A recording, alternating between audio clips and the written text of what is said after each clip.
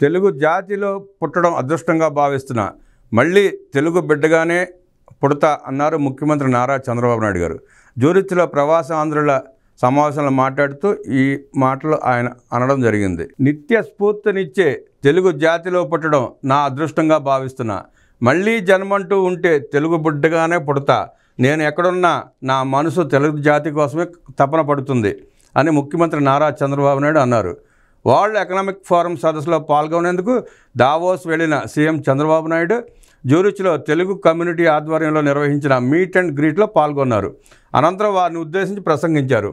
మన వాళ్ళకే అవకాశాలు ఎక్కువ, రాజకీయాల్లోకి వచ్చేందుకు యువతను ఎక్కువగా ప్రోత్సహించా, ఏ దేశమైనా యువత వల్లే అభివృద్ధి చెందుతుంది.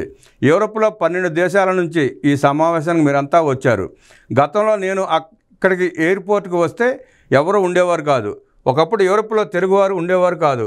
మన వాళ్ళు చాలా తెలివైన వాళ్ళు, ఎక్కడ అవకాశాలు ఉంటే అక్కడికి వెళ్తారు. ఊహించని అవకాశాలు భారతీయులకు వస్తాయి, అందులో తెలుగువారు అగ్రస్థానంలో ఉంటారు. యూరోప్ మొత్తం వయసు సమస్యతో ఇబ్బంది పడుతోంది. ప్రపంచంలో మన వాళ్లకు ఎక్కువ అవకాశాలు వస్తున్నాయి.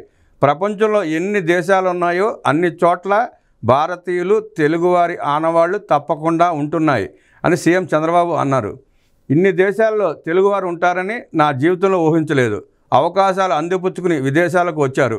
నన్ను జైలుకు పంపిన సమయంలో మీరు పోరాడిన తీరు నేను చూశాను. ఇన్ని దేశాల్లో తెలుగువారు ఉన్నారా అనిపించింది. 53 రోజుల పాటు నేను జైల్లో ఉంటే ప్రపంచవ్యాప్తంగా తెలుగువారు నాకు సంఘీభావం తెలపడం నా అదృష్టంగా భావిస్తున్నా అంటూ ముఖ్యమంత్రి అందరికీ ధన్యవాదాలు తెలిపారు. రాజకీయాల్లో ఉండటానికి అర్హత లేని వ్యక్తి అధికారంలో ఉంటే ఏమైందో గత 5 ఏళ్లలో చూసాం.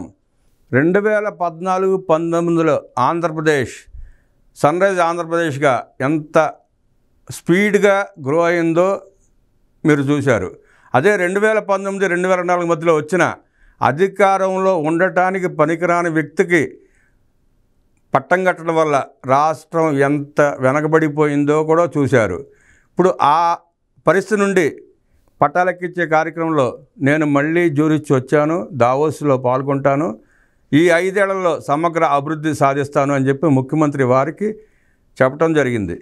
ఎన్నికల సమయంలో ప్రపంచంలో ఎక్కడ ఉన్నా వచ్చి ఓట్లు వేసి మమ్మల్ని గెలిపించారు. రాష్ట్రాన్ని గట్టెక్కించడానికి టీడీపీ, జనసేన, బీజేపీ కలిసి పోటీ చేశాయి. ఇది నా జీవితంలో మర్చిపోలేను. పౌరులను తయారు చేయడంలో గతంలో చాలామంది నాయకులు బాధ్యత తీసుకున్నారు. సింగపూర్ ఒక మత్స్య గ్రామం. అలాంటి దేశాన్ని పబ్లిక్ పాలసీలతో అడ్వాన్స్ దేశంగా పాలకులు మార్చారు. ఏపీ అంటే వ్యవసాయం అని మాత్రమే అనుకున్నారు. 1991లో ఆర్థిక సంస్కరణలు వచ్చాయి. 1993లో ఇంటర్నెట్ రెవల్యూషన్ వచ్చింది. 1995లో నేను ముఖ్యమంత్రి అయ్యాను. ఆ సమయంలో ఎవ్వరూ చేయని సాహసం చేశాను.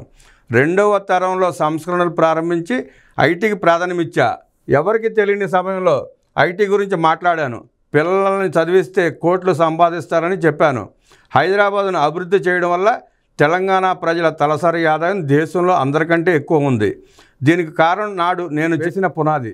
మన వాళ్ళు ఉద్యోగాలు చేయడం కాదు, ఉద్యోగాలు ఇచ్చే స్థాయికి ఎదగాలని ఎప్పుడూ చెప్పేవాడిని. 2వ తరంలో ఎంటర్‌ప్రెన్యూర్కు ఆనాడు పునాది వేశానని గర్వంగా చెప్తున్నా. ఆడపిల్లలను చదివించాలని, వివక్ష చూపించొద్దని చెప్పా. కాలేజీ సీట్లలో ఉద్యోగాల్లో 33% ఆడబిడ్డలకు రిజర్వేషన్లు పెట్టాను. ఏ ఐటీ కంపెనీకి వెళ్ళినా ఇప్పుడు అమ్మాయిలు ఎక్కువగా కనబడుతున్నారు. ఇప్పుడు అన్ని దేశాల్లో జనాభా సమస్య వచ్చింది. జపాన్ లాంటి దేశం ఇండియా నుంచి మ్యాన్ పవర్ కావాలని మొదటిసారి అడుగుతోంది. సరైన సమయంలో నిర్ణయం తీసుకోకపోతే సంపద సృష్టించిన టెక్నాలజీ ఉన్నా ఎవరు అనుభవిస్తారని ముఖ్యమంత్రి ప్రశ్నించారు. 2047 నాటికి భారత్ ఆర్థికంగా ప్రపంచంలో మొదటి, 2వ స్థానాల్లో ఉంటాం. 2 కోట్ల మంది తెలుగు వాళ్ళు ప్రపంచ దేశాలకు వెళ్తే దున్నేస్తారు. మీరు ఇక్కడే ఉండండి, మరింత విస్తరించండి. అభివృద్ధి చేయాలంటే దగ్గరే ఉండాల్సిన పని లేదు, ఫోన్ ద్వారా కూడా అవుతుంది. తెలుగువారు ప్రపంచమంతా ఉండాలి. కర్మభూమిని పట్టించుకోవాలి, జన్మభూమికి అవకాశాలు కల్పించాలి. ఈ రెండింటిని సమాంతరంగా తీసుకెళ్లాలి అని ముఖ్యమంత్రి పిలుపునిచ్చారు. ఎవరు ఏ రంగంలో రాణించాలన్నా ఆర్థికంగా ఇబ్బందులు ఉండకూడదు. రాజకీయాల్లో ఉండి డబ్బులు సంపాదిస్తే ఎప్పటికీ గౌరవం రాదు. కుటుంబం రాజకీయాలపై ఆధారపడకూడదని 1కి 3 సార్లు ప్రయత్నం చేసి 2 సార్లు విఫలమై హెరిటేజ్ స్థాపించాం. నేను రాజకీయం చేస్తే నా సతీమణి వ్యాపారం చూస్తుంది. లోకేష్ కూడా రాజకీయాలు చేస్తుంటే బ్రాహ్మణి వ్యాపారాలు చూస్తున్నారు. సంపద సృష్టించడం కష్టం కాదు. 2047 నాటికి నెంబర్ 1గా తెలుగు జాతి ఉండాలనేది నా సంకల్పం. వ్యవసాయం, కూలీ కుటుంబాల నుంచి వచ్చాం. ప్రపంచంలో ఎక్కడికి వెళ్ళినా రాణిస్తున్నాం. ఉక్రెయిన్లో యుద్ధం ప్రకటిస్తే ఏం చేయాలో ఆలోచించి మన వాళ్ళను కాపాడుకోగలిగాం. మనం వచ్చిన మార్గాన్ని ఎప్పుడూ మర్చిపోకూడదు. ఇంజనీరింగ్, మెడికల్ కాలేజీల కోసం నాడు ఫైళ్లు పట్టుకుని తిరిగాను. కారణం మన వాళ్ళు భవిష్యత్తు కోసం అని ముఖ్యమంత్రి చంద్రబాబు గుర్తు చేసుకున్నారు. సుస్థిర ప్రభుత్వంతోనే అభివృద్ధి సాధ్యం అవుతుందని, నాడు బిల్ గేట్స్ని నేను కలవాలంటే కుదరదని చెప్పారు.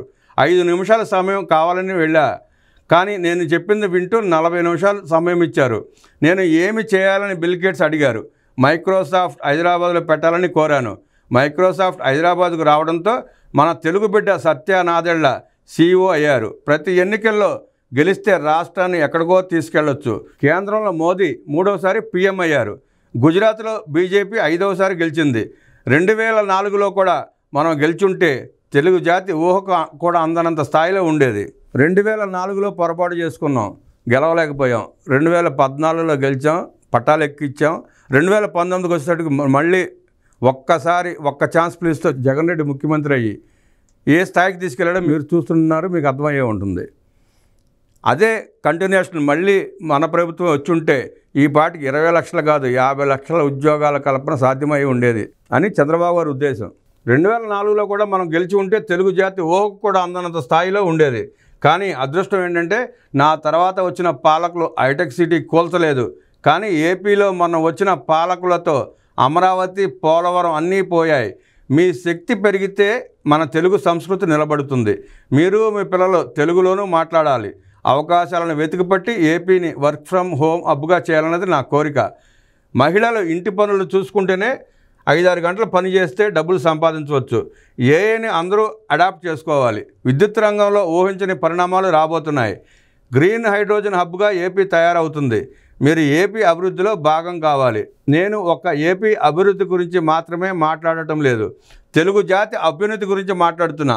దేశానికి ఏదో చేయాలన్న సంకల్పంతో మోడీ పనిచేస్తున్నారు. వికసిత్ భారత్ 2047తో కేంద్రం ముందుకెళ్తే స్వర్ణాంధ్ర విజన్ 2047తో మనం ముందుకెళ్తున్నాం. మీకున్న నాలెడ్జ్తో సలహాలు ఇస్తే స్వీకరిస్తా. మీరు చూపించే ప్రేమ మర్చిపోలేను. మీ ఆదరణకు నేను ఎంత చేసినా తక్కువే అని చంద్రబాబు అన్నారు.